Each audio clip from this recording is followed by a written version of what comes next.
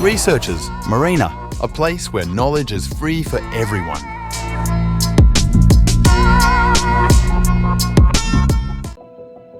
A DNA stores lot of information about ourselves and our cellular function.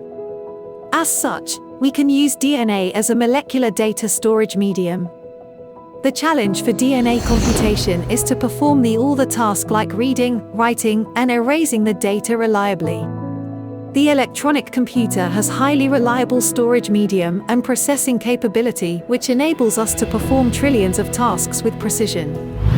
On the other hand, the molecular storage is highly unstable and unreliable when subjected to heat and chemical conditions such as moisture of air. Thus, developing a technology to stabilize the DNA and carry out the computational task with ease is crucial for DNA-based computation.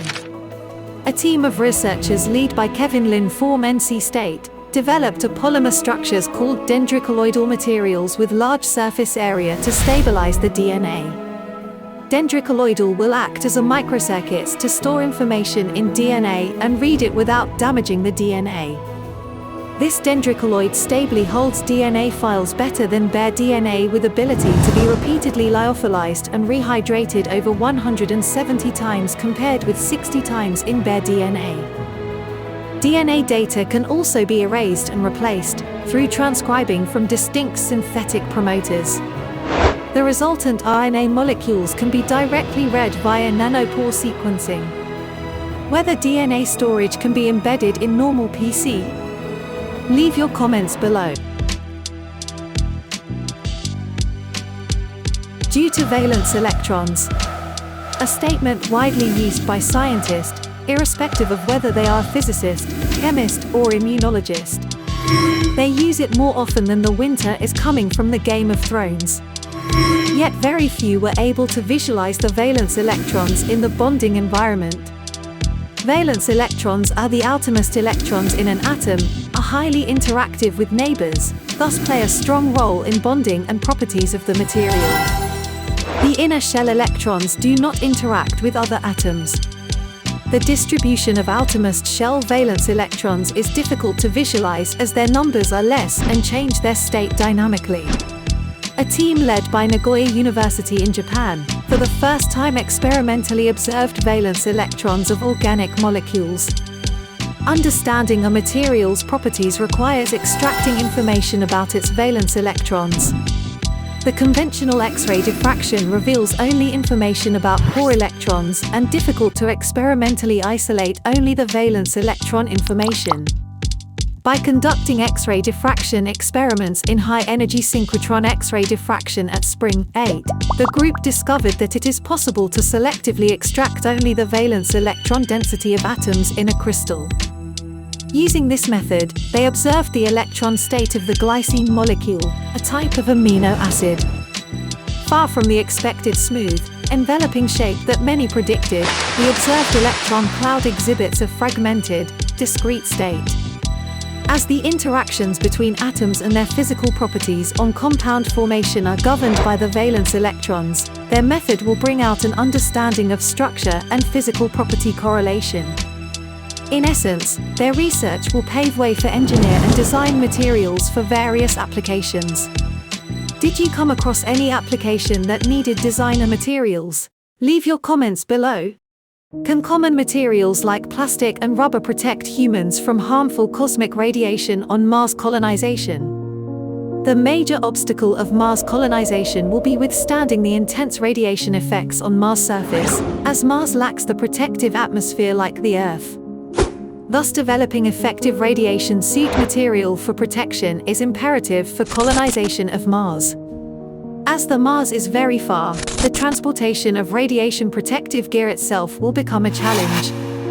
Consequently, making use of the available Mars material for radiation protection is a much more viable option. If we can make use of Martian soil for radiation protection, we have overcome major hurdle in Mars colonization. In addition, the knowledge of effects of radiation in various materials will enable us to design Mars habitats and protective gears with higher safety. Thus, testing the radiation protective materials experimentally is non-negotiable for astronauts' safety. However, testing the material experimentally is a costly, time-consuming and labor-intensive task.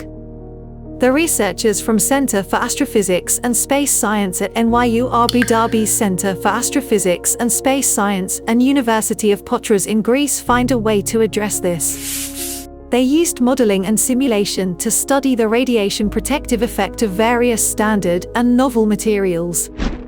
The researchers found that compound materials, which are in everyday use like plastics, rubber, and synthetic fibers, perform well as protective material. The Martian soil, on the other hand, was somewhat less protective, still can be used as carbonative material. In general, the low atomic weight materials are good absorber of radiation. The higher atomic number metals like aluminum can be used in combination with lower atomic number materials for rigid structures. The study will pave way for design and development new generation radiation suit apt for hostile environment. Can you think of some material with good radiation protection apt for Mars environment?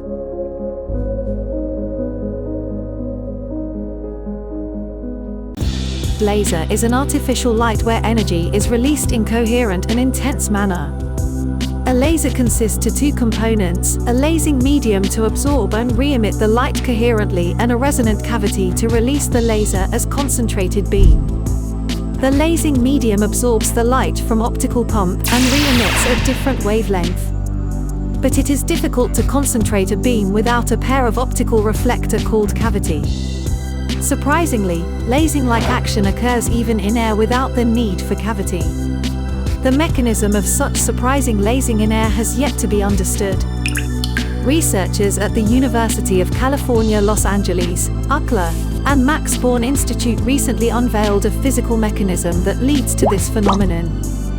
When conducting their experiments, the team observed that the 3-photon absorption of 261 nanometers photons by our atoms is followed by the emission of cascaded superfluorescence, specifically a cavity-free, bidirectional and laser-like emission. Furthermore, they unexpectedly discovered that the cascaded superfluorescence switched wavelengths if we used air that contains 1% Rn2 molecule in air has an electronically excited state, which exhibit nonlinear 3-photon absorption for 261 nanometers at slightly shifted frequencies than R. This shift serves as the upper excited state for the cascaded superfluorescence that the team observed. Reducing the content of N2 by mixing with other gases reduces the lasing action, affirming that the optical coupling between N2 and R as the source of lasing in air. Can a cavity-free laser become a reality within this decade? Leave your comments below.